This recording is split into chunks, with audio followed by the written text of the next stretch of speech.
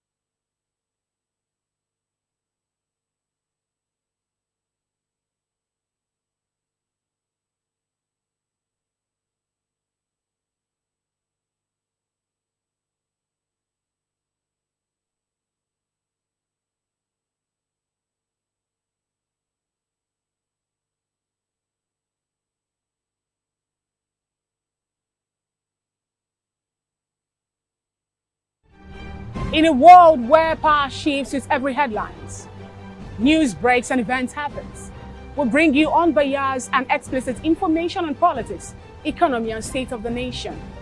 We break down the chaos. Facts, not fluff. Truth, not spin. We discuss not just politics, but a glimpse into the future. Join Moses, Chukuma and Fina on Voice of the People TM. Voice of the People Television. Now you have more than a voice.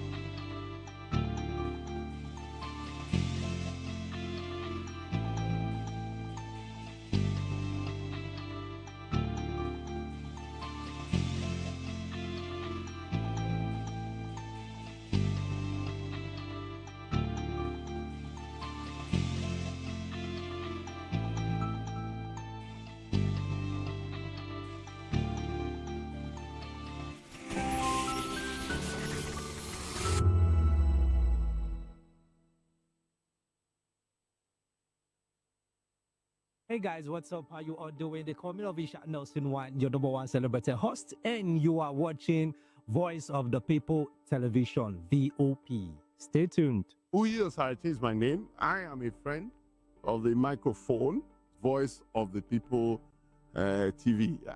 That name is unique, and the brand is very sweet. I like the packaging, picture qualities, camera qualities, and then of course, the quality of human beings that I see sometimes on your channel. I talk and get paid, and I look forward to being in your studios. Oh yes, you are on to Voice of the People TV, live here in Benin City, the cradle of black civilization. What are you waiting for? Tune in, bro. VOP TV. Now you have more than a voice.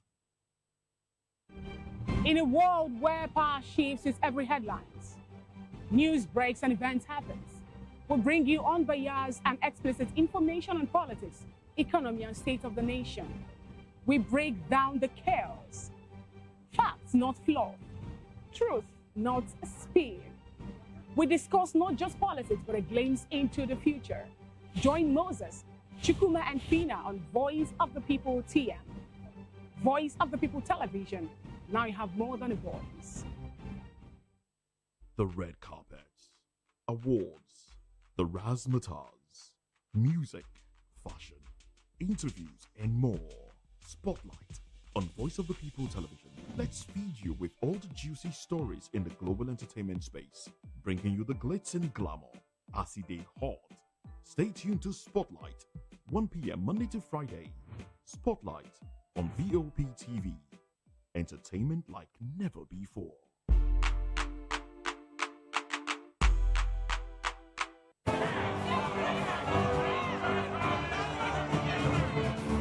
Do you want your voice to be heard? Do you know that you matter in the scheme of things? The People's Voice, the show where ordinary citizens take center stage as we discuss the biggest stories that affect you and I. With you in mind, we facilitate lively discussions, debates, and interviews on the topics that matter most to you and I. From social justice to economic empowerment, education to healthcare, governance, and more. Tackling tough topics and amplifying your voice. Join the conversation and make your voice.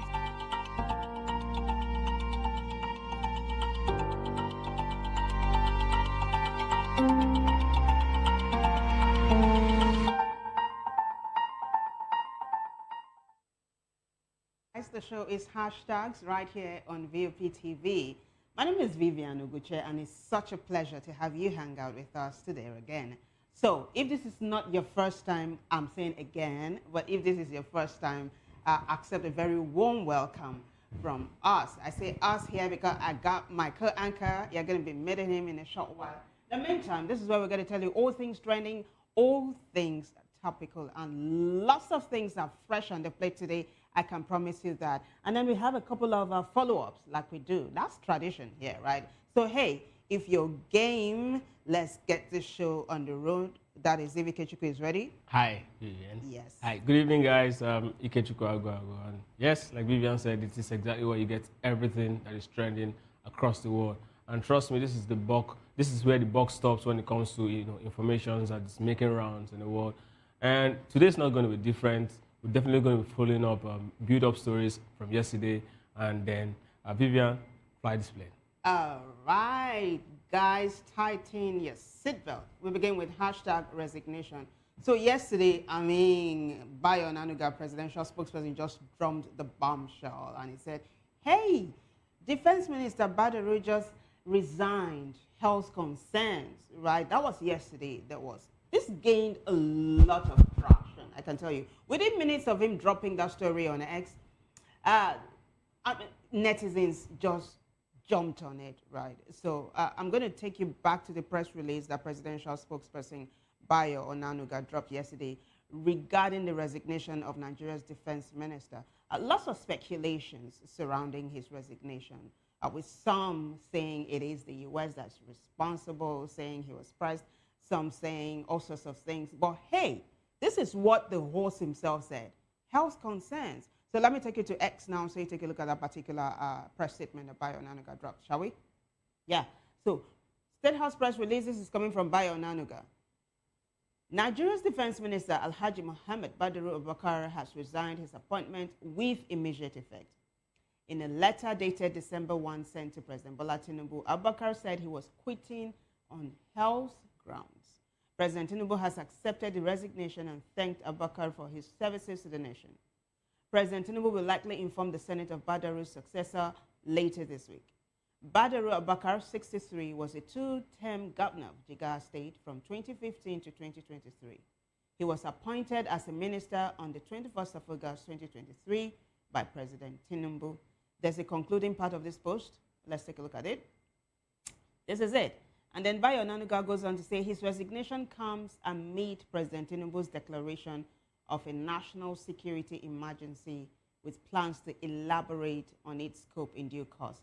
Kechiko, I want you to latch on that last paragraph. You know, not too long ago, President Tinubu had declared a national security emergency, right?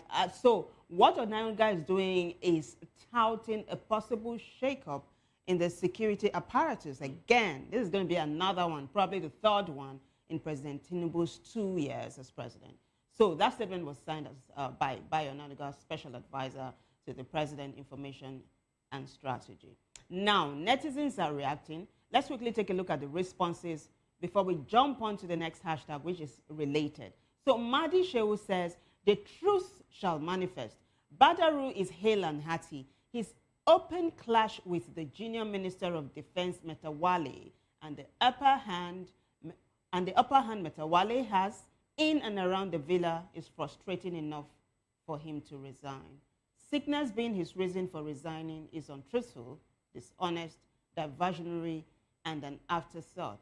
So Ikechukwu, Madi Shehu thinks there's a power tussle in Asurok, and probably that is why Badaru resigned. This is not the first time. You remember one time when a presidential spokesperson resigned. He used to be a journalist. Was Ngalale. And Bayananuga. It was power tussle. Even though Ngalale said it was, you know, obviously they'll definitely give something else. Some family issues and all of that. But do you think Madi has some scoop here? It's possible he's actually telling the truth, but I mean, we're definitely going to take the whatever it is that's coming from Villa. Yeah, because I mean, whatever the Villa reveals at this point should be the official statement of what really happened. But then I think his resignation, I'm talking about the Minister Badaru now, should have come yesterday, not even today. I mean, a long time ago, because these guys who are supposed to, you know, be in charge of security are actually not doing their job. If they're doing their job, will not be in this state, right? And in a very serious climb, many of these guys have been resigned or forced to resign or sacked, a better word. So I think it's actually good. Let's see who is going to step in and then help us secure our nation better. Okay, the person who's going to step in looks like we know already, and there is so much goodwill. That's going to be our next hashtag. But hey, let's not let the tail wag the dog, right? We move on to the next response to this particular hashtag. It is hashtag resignation. Netizens are speculating as to what really is responsible for Badaru's resignation. There's another one. Let's take a look at it. I'm taking you back to X now. Let's do it. Yeah. Engineer Shaibu says, after 7 months of daily abductions, bandit weddings, and Boko Haram collecting taxes in Sokoto, Badaru has finally resigned on health grounds.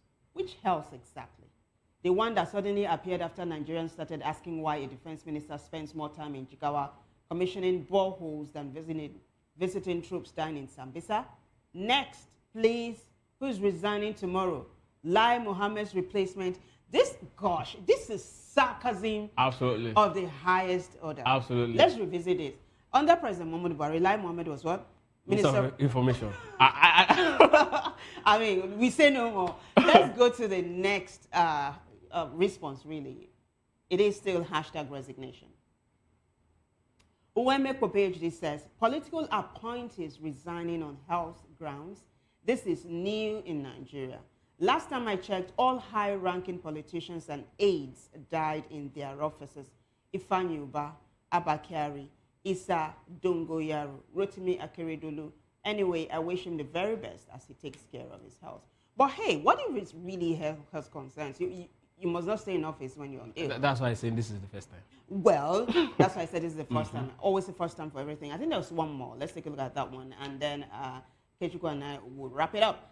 The very popular I Occupy Nigeria says, una they run pure China style system now. Every resignation are health grounds.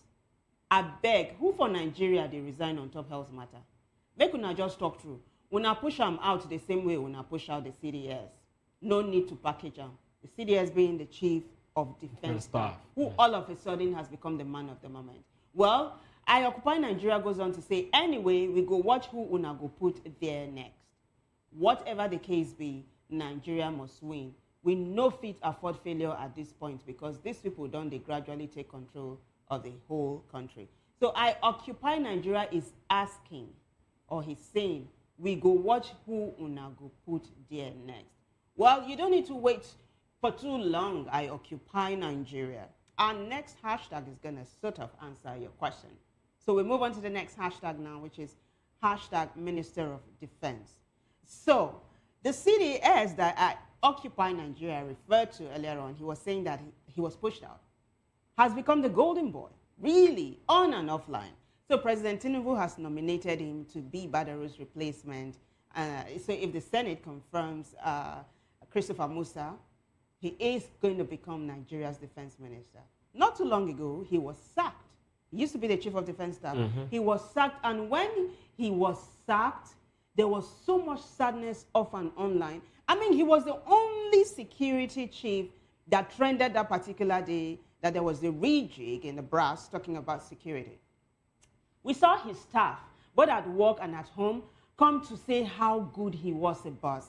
That's why they say, look, in life, whatever you do, just do it well because people are watching, I'm telling you. Do you know right now he's trending and people, Muslim, Christians, from the north, from the south, I mean, Nigerians are all saying, let it be Christopher Musa. It's amazing. In case you guys think I'm lying, let me take you to X now. So you see how netizens are applauding and saying the Senate should confirm him. So first, let's take a look at Bayo Onanuga's statement. He says President Bola Ahmed Tinubu has nominated Christopher Musa, General Christopher Musa, as the new Minister of Defense. In a letter to Senate President Godswill Akpabio, President Tinubu conveyed General Musa's nomination as a successor to Alhaji Mohammed Badaru'S, who resigned on Monday. General Musa, 58, on December 25, is a distinguished soldier who served as a Chief of Defense Staff from 2023 until October 2025. He won the Colin Powell Award for soldiering in 2012. So this person, no be moi, I can tell you, this award he won is big deal. Absolutely. So if you take a look at the rest of Onanuga's statement, it's just accolades and, you know, profiling of the great General Christopher Musa. It's a lengthy episode. So I take you to reactions now for you to see how netizens are receiving this this nomination, really. And I'm thinking the Senate might just confirm him because there's a whole lot of goodwill. We'll begin with Senator Ubasani. Yeah. Ubasani says, I extend on behalf of the government and the good people of Kaduna State. That's the governor of Kaduna State. It says, I extend on behalf of the government and the good people of Kaduna State my warmest congratulations to our illustrious son and patriot, General Christopher Gwabin Musa, retired, OFR, on his well-deserved nomination by His Excellency President Bola Ahmed Tinubu, GCFR, as Nigeria's next Minister of Defense. This honor coming from a leader who has consistently demonstrated an unwavering commitment to securing our nation is a profound vote of confidence in General Musa's character, competence, and unquestionable devotion to duty. I express my sincere gratitude to President Tinubu for this gesture, not only to General Musa as an outstanding officer of the Nigerian Army, but also to the good people of Kaduna State, who hold him in the highest esteem. Once again, Mr. President has shown that he recognizes and rewards excellence. His nomination of General Musa reaffirms his resolve to strengthen our national security architecture at a time when the nation has declared a state of emergency on insecurity. The next one.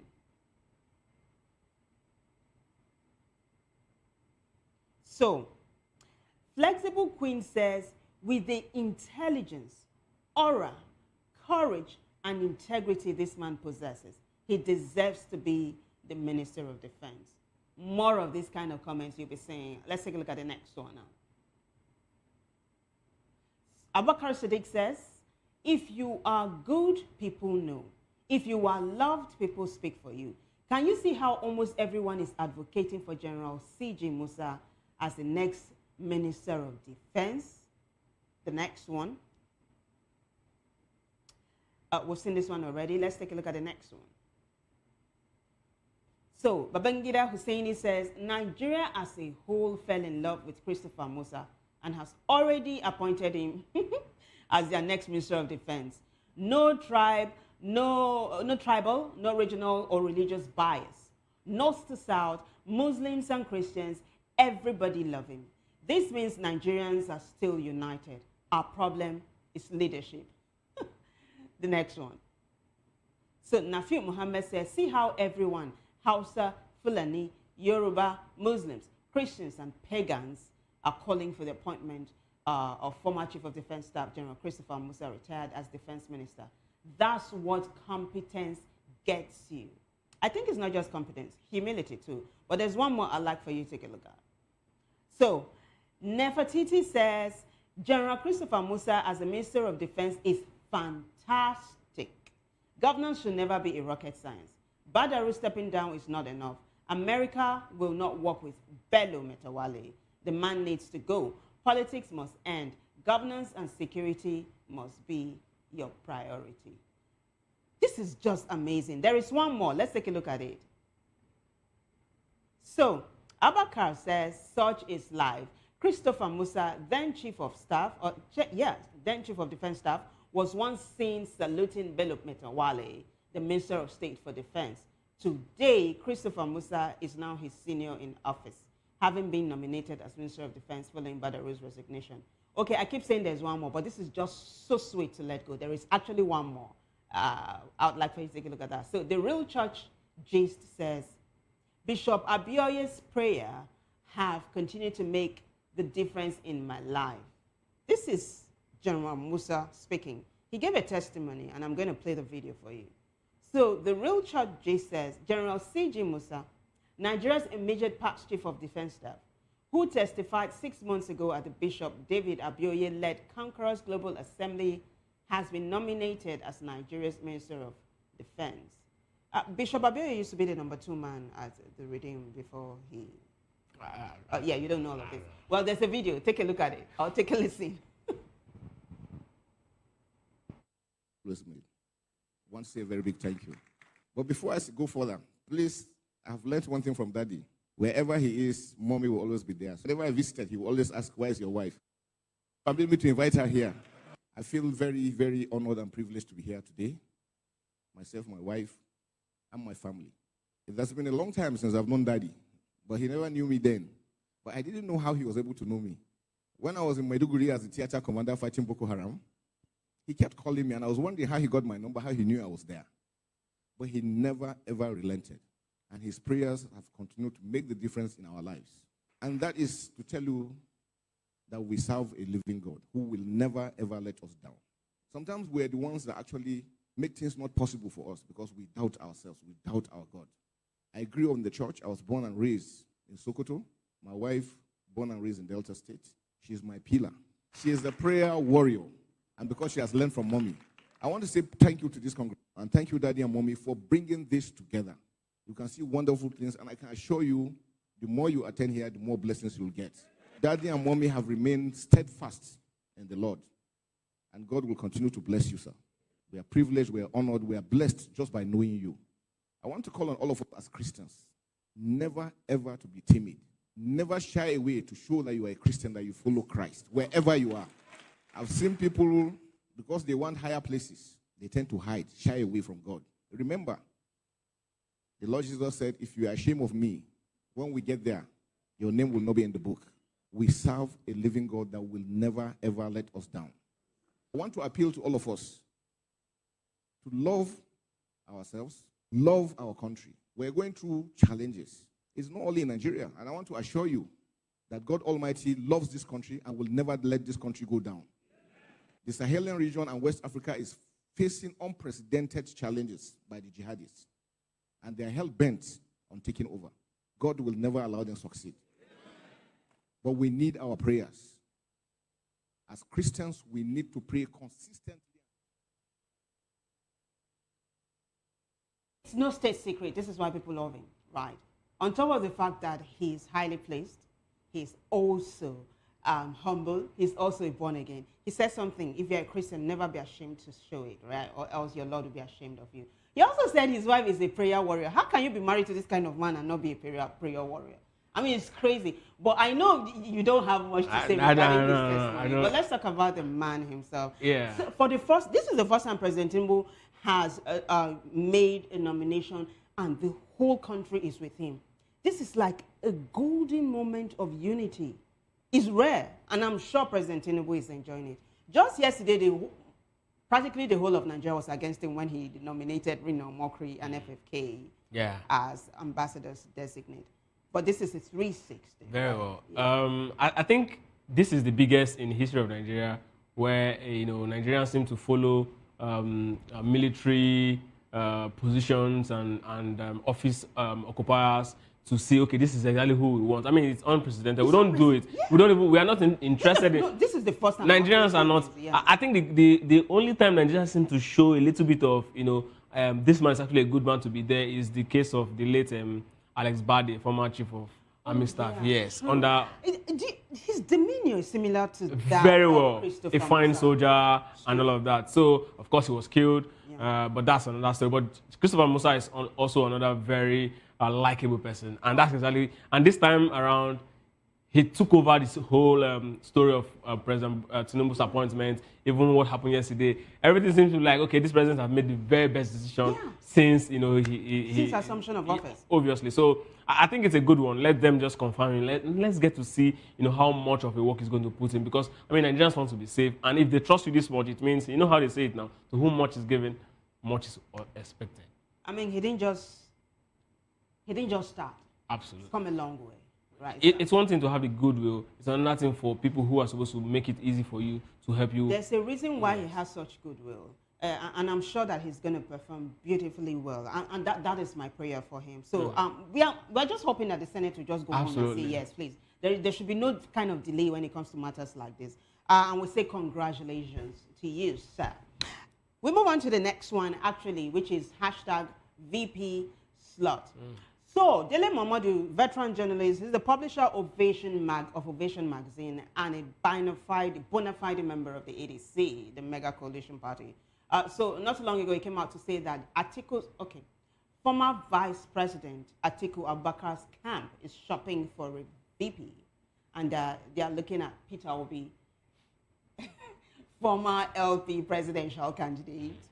And also, they are looking at a former transportation minister, former governor of Rivers State, Rotimi Amechi.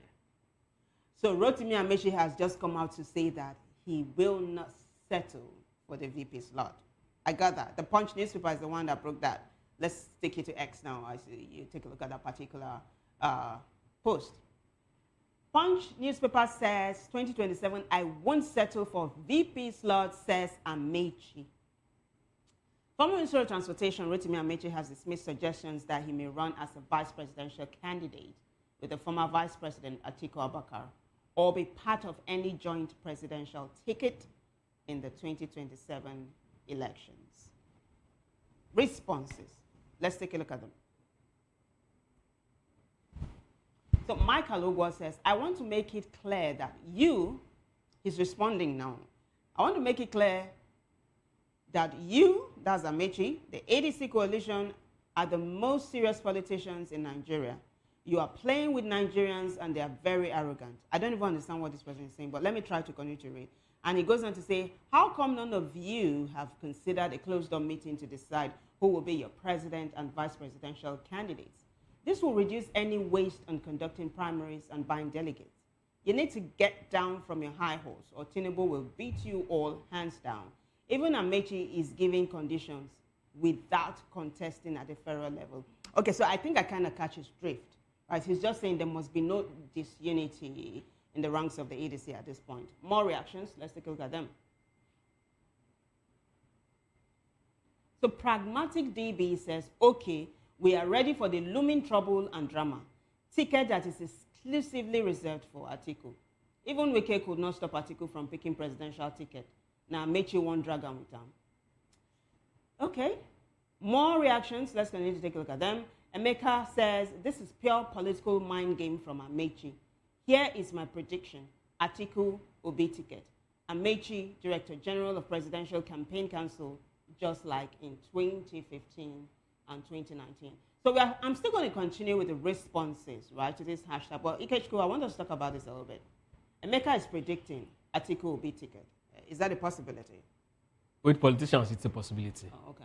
But the reality, I think it's going to be difficult for it to happen. Obi has shown strength.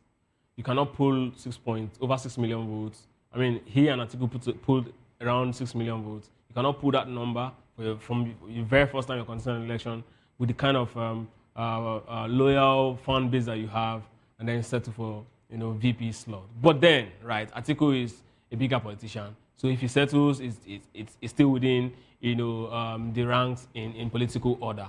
But the big question is, will he still command the same number of fan base going as VP slot? Because a good number of them have said it is just him or nothing else, and that's where but if this ticket eventually works, I don't think there's anything that's going to stop it from winning. If the Atiku Obi ticket There's was. nothing else. Yeah, because I want us to break down the numbers a little bit. You alluded to it earlier on. In the last presidential election, President Tinubu came first. Yeah. Atiku came second. 6.9 votes. Peter Obi came third. 6.1. And Kwankwaso came fourth. Yes. Good. So if these two That's about settle for a merger, that's about over 13 million, yeah, over 13, around 13 million votes or 13 plus. so if Atiku manages to take the legendary 12 million votes that Buhari left, Even if he doesn't take in it, because addition to Peter Obi 6 million, that's going to be massive.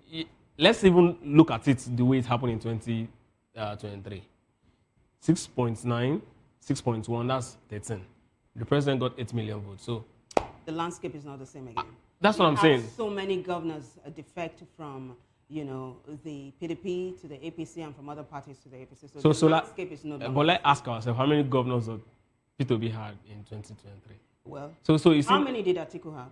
Well, the PDP is actually quite big at the point, not as big as it is now. But the thing is, why I said what I said is that in today's politics, Nigerians are very well enlightened in terms of, electorates are very enlightened. Governors really have little sway as they had back in the days. So as the year continues to unfold, I think... The electorate are enlightened. Did you see what happened in Anambra where they were putting money, the Benjamins, in bread, and people were queuing up to collect money? Yes, that's the thing. It's definitely still going to happen in 2027. Enlightenment really is the key word. The electorate will have to be enlightened. No. See, it's still going to happen in 2027, but we're not going to shy away from the fact that there have been significant progress in terms of people actually deciding for themselves, other than what the governor says back in the days and this sort of things. Yes, these things will definitely, with time, is going to reduce. It's because of the economic situation. A lot of persons just want to survive, and of course, you've not had a decent meal for over a month, and then you have an opportunity to actually have one. A lot of persons will not think long term. We also saw this situation. I think we talked about it. The same Anambra in Ebenebe before the Soludo election. I think that was in 2019. And no, I think it was in 2021. These women actually rejected it because by then the economy was way fairer than it is today. So I think it has a lot to do with the state of the economy, and that's exactly a lot of persons actually doing this. But I want to believe that 2027 Nigerians will really decide. I mean, the governors will really have to do a lot when it comes to rigging, and it's going to be, in fact, it has to be a case of, the world coming in and say this is actually not an election. Because if the governors just do what they do not normally, which is to canvass and spend money, I don't think it's going to really have a lot of effect. Talking about governors and governors defecting or cross-carpeting, one of the latest kid on the block to have defected from the PDP is Governor Ademola Adeleke. But still keeping his new party. He said on the 13th of December is when he's going to tell but I want to believe Nigerians when I think he's going to join the ADC. The ADC and not the APC? Sincerely, that's what I think. Okay. This is just my own wild guess. I was looking at the whole thing, okay, the APC government held your state resources. Are you going to actually defect and then go back for them to release it? With or without the APC is definitely most likely going to win a re-election in that particular state. Arabella Shola is from Osun State, a very strong person there. You also want to come back as well. I was just looking at all of the pieces. And but you remember that there was some really tense moments between himself and Arabella Shola after Arabella Shola, came back to Osun State. For politicians, it's all about interest. Okay, let's no see how that goes. Friends. So you said you're saying Adeleke is going to the ADC, not most the likely. APC? Because the ADC is going to be is looking very much. Look at the coloration of the people within the APC, the ADC rank. Look at it very closely. You see that these are old OGs in the PDP. So it's looking like a new PDP, right? And a good number of them actually tested the PDP, including the LP former candidate Peter Obi. So it's looking like, okay, this is more like the new more PDP. like his people, right? Yeah. So, all right, let's keep our fingers crossed and see if that really is going to be what will happen. I'm taking you back to X now, so we're going to see how netizens are reacting to this hashtag VP slot. I know we stopped with the responder who was predicting an Atiku Obi ticket. There's another response that named dropped Dele Momodu. You know when you name drop somebody or when you drop names? Let me just take you to X so you take a look at what I'm saying. We are still taking a look at how netizens are reacting to hashtag VP slot. So Henry Okwa says, in his usual way, Dele Momodu is trying to make the situation about himself. No one is talking about running mate but Uncle Dele. support AA and leave Amechi out of running mate conversations. AA being Atiku Abubakar. Now, why is Henry dragging Dele Momodu into this matter? Well, like I alluded earlier, he was the one that brought it up. Now, take a look at the next post for clarity. Yeah. Platform Africa, Platform Times, I beg your pardon, says, Atiku may pick Amechi as running mate if Obi declines Dele Momodu. Let's take a look at the next post for more meat regarding this one. And credit goes to Platform Times. Goes on to say, veteran journalist and political commentator Dele Momodu has disclosed that former Vice President Atiku Abubakar may select former Rivers State Governor Rotimi Amechi as his running mate for the 2027 presidential election if former Labour Party presidential candidate Peter Obi declines the offer. And then he says, speaking on Sunday, Momodu, a close political ally of Atiku, urged Obi to join forces with the former vice president to form a strong opposition coalition capable of challenging the ruling party. Peter Obi and Atiku Abubakar are the only figures who can deliver the strongest opposition alliance since 2019, Momodu said. Quote, we have met several times in Lagos and Ghana. If Obi does not seize this opportunity, it will be equivalent to working for Tinubu's return. Wow, that's massive. Well, do you agree with him? I think I agree with him. I'm not saying Obi should join the Atiku tickets. That's not why I'm agreeing with him. But I'm saying running independently is actually going to give the president an inroad to actually return to power, because their votes will most likely definitely be splitted again. And what they will need in the ADC is to actually run collectively. Either Peter Obi declines to run with Atiku and then decide not to run at all, then he's definitely going to leave the race for Atiku and the president if he decides to actually pick the 2027 ticket again for the APC. So, concluding part, Momodu noted that Atiku's camp had initially focused on Obi, but hinted that Amechi will be considered as a strategic alternative. So they are playing second fiddle with Amechi, but he's come out to say, hey, I'm not interested. On that note, we'll wrap up this particular hashtag.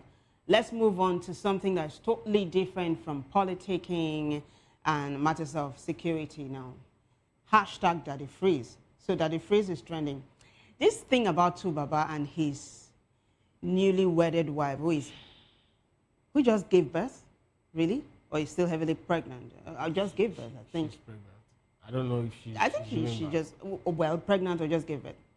I didn't actually want to wade into it, but it's been trending online since yesterday. So I'm coming at it from Daddy Freeze's angle. Daddy Freeze is the on-air personality who brought this whole thing to the fore, right? He's trending right now because he said a number of things. So walk with me. It's a timeline. It's going to be a post and then a video, a post and a video. So Daddy Freeze was on a live stream with Tubaba's manager and ally, as well as Tubaba at some point yesterday. And so he's been breaking things down for Nigerians to see. At some point, we saw that women gathered to beg Daddy Freeze to intervene so that nothing will happen to Two-Face. I'm like, oh my God, what is this? Is this even for real? So hey, I don't want to go personal, right? So let me take you to X. I think Linda KJ has the first spin on it. I take you to X now. It is hashtag Daddy Freeze. So Linda KJ blog says, during Daddy Freeze's live stream, it was revealed that Two-Face Idibia had planned a collaboration with Odumodu Black. But when everything was already arranged, his wife Natasha reportedly shut it down, saying he was taking his music career too seriously. Can you even wrap your head around this? But hey, take a listen.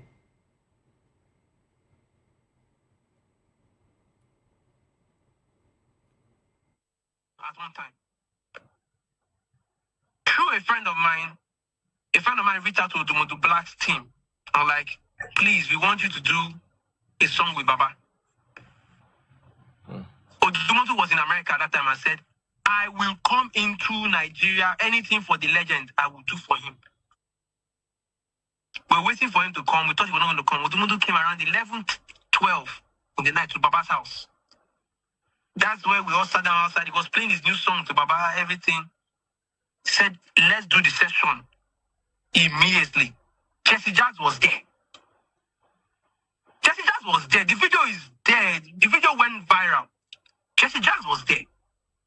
Jesse Jazz and I were supposed to produce that song. Now, do not do. I have to say it here because I'm sure that you'll be thinking that I'm not a serious person. Odumodu was there, was saying, we will come tomorrow to do this session.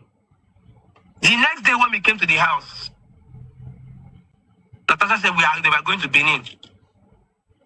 That this music thing is getting into Baba's head. I'm still trying to understand that statement. What was supposed to get into his head before? Love. He said that he's getting into his head that he's shutting down everything. Till today, we never did that song with Odumodu Black. We never done. I'm saying it now so that when they see, they understand what is going on. They've been calling me and calling me and calling. So they'll say that this guy doesn't even know his work. That is how bad it is. When she sees he's rising, she brings him down for that control.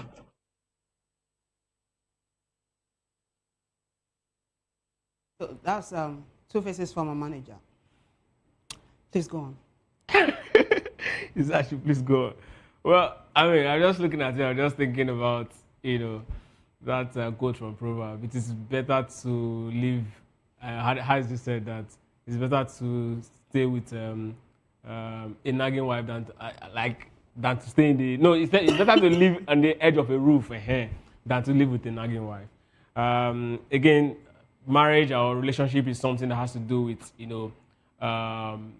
people really understanding themselves before jumping into it. And this is where I'm definitely going to be faulting Two-Face, because I don't think this incident that Natasha is showing, or that people have claimed that Natasha has shown, is actually something that started today. I think it started long before now. And it's sad that, Two-Face actually allowed this to fester, eventually got married to her, and now, we are seeing all of this. Is it too late? It's absolutely not too late.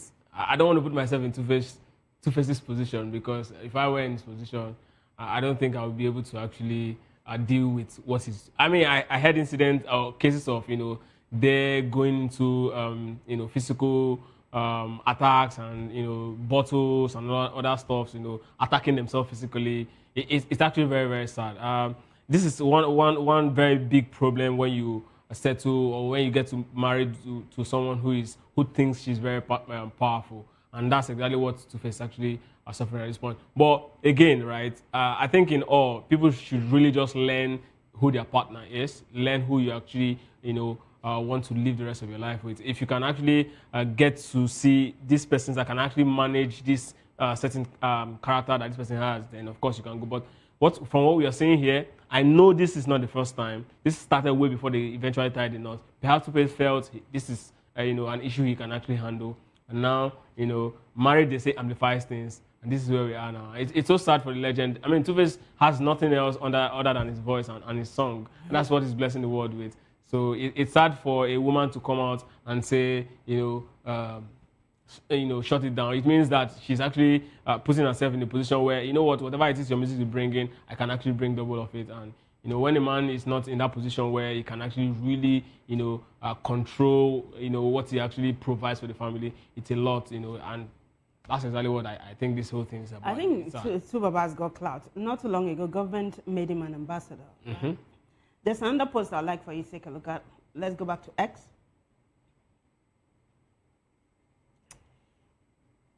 Hashtag Daddy Freeze. Let's take a look at the next post now. Thank you. All right. The next post from one jobless boy. I don't know if he's really jobless, because I've been seeing his post every single time. He said she punched him, scratched him, kicked him. I took some stray blows. Kaka Ibokwe tells Daddy Freeze that the sad story of what's allegedly going on between Tubaba and Honorable Natasha. Next post. No. Okay, the video. But I will not say it here, but I will prove it. And it will be, if they say I'm lying, let them come. The reason why I know that she bought flight tickets, she called me, asked me for my name, that she wants to book a ticket for me to Benin. I never flew to Benin with that ticket. Most of that money was wasted. Then that day she said she must go to club. She must settle herself from the hospital. Oh. We are going to club. This one that died is not feeling fine. We are going to club. That is the only way she can settle with her husband. This. Then, as we're going downstairs, Baba said that if you are going to the club and you want to embarrass me outside, I won't follow you. Oh my God. All hell was let loose. She punched him, scratched him, kicked him. I had to stand in the middle, me and the bodyguard. I took some straight blows. I tell you. That was the Nigeria abuse. That was it. I took some straight blows. From Natasha to Tubaba, or from Tubaba to Natasha? Nobody did not lift a finger.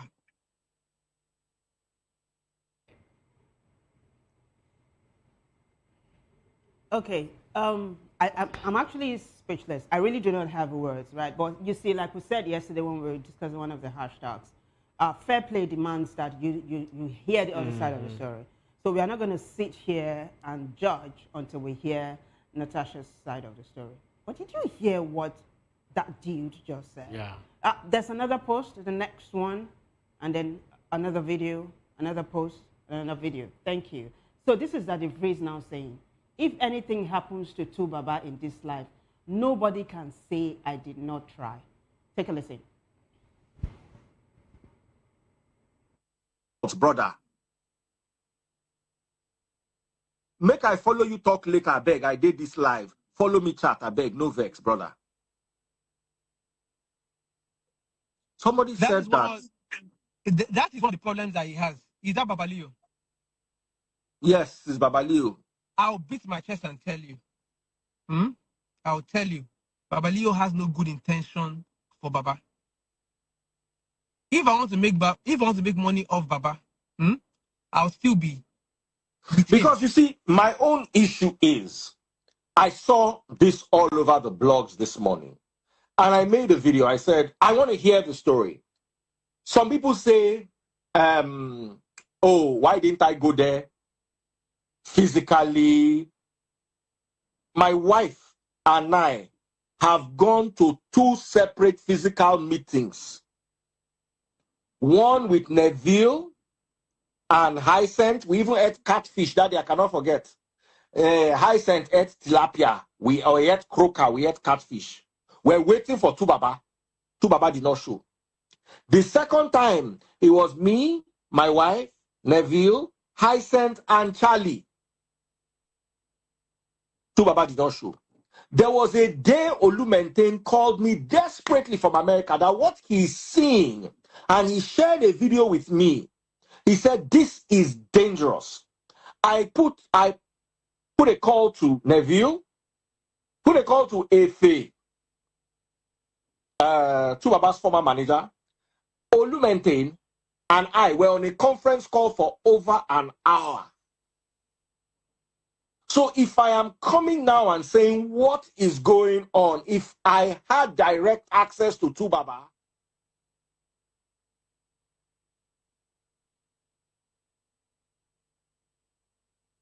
apparently, this is not even anything to laugh about. Apparently, that the phrase is saying this has been going on and he's been trying to mediate, you know, and in fact, a number of times said they went and Tubaba did not show. He kept mentioning Hyacinth being Tubaba's younger brother, right? There's one more I want for you to take a look at before we wrap this up. Women begging Daddy Freeze to do something.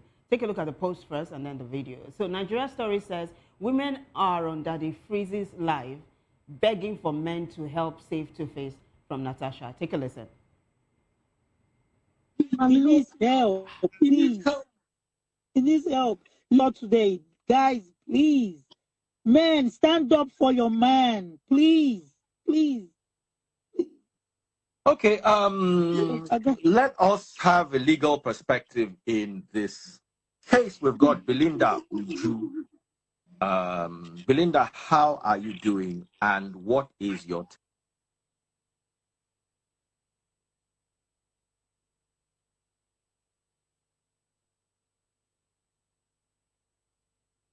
Okay, so Belinda is supposed to bring a legal take on this and all of that, but we'll find out how that you know, how that wraps up eventually. But this is so much, I'm trying to wrap my head around it. As this particular hashtag unfolds, we'll keep you posted. I don't know if you have 2 cents. I don't even have a cent. It's too much much. for Two-Face. Why are you saying it's too much for Two-Face? Yes, it's too now. Did Two-Face not know before he went into holy matrimony with Natasha? Well, there was courtship, right? Do you still think this is holy matrimony? Do you still think this is holy matrimony? I mean, I'm not even going to stand here and have this conversation. I need to say thanks to everyone who contributed to making the show a success. A bigger thanks goes to you guys for watching. If you liked it, keep a date with Ikechukwu for another edition of Hashtags. Until then, I am Vivian Ugoche. Bye.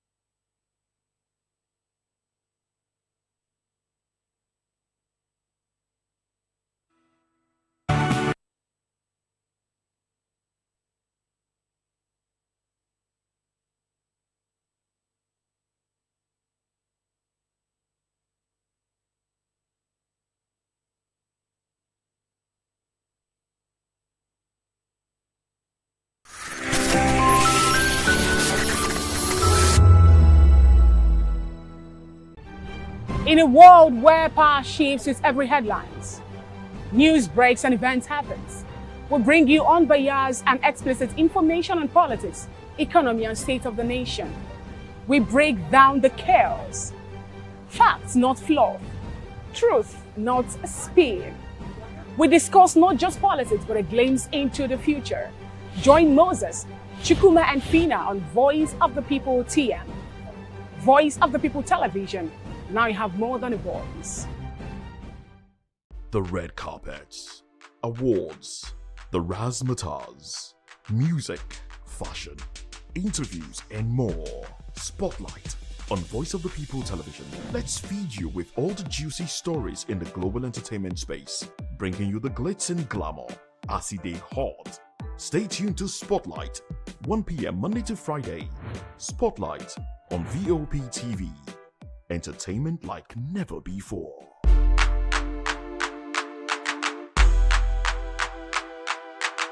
Welcome to the locker room, the home of football talk that matters.